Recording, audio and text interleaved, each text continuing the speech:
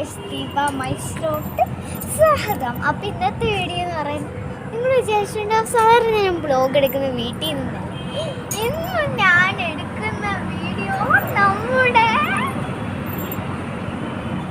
കായലിലാണ്. കായൽ കണ്ടോളൂ. കായൽ കാണിച്ചു കൊടുത്തിട്ട് അച്ഛനാണ് സാധാരണ വീഡിയോ എടുക്കുന്നത്, അമ്മയാണ് സാധാരണ വീഡിയോ എടുക്കുന്നത്. അച്ഛനാണ് അത് കണ്ടോ, ഒരു ബോട്ട് പോകുന്ന ഒരു ബോട്ട് അവിടെ എത്തിക്കാന്ന് കണ്ടോ. അങ്ങനെ കണ്ടോ ഒരു കൂടാരം പോലെ. അവിടെ ഒരു അഡ്വഞ്ചർ പാർക്ക് ഉണ്ട്.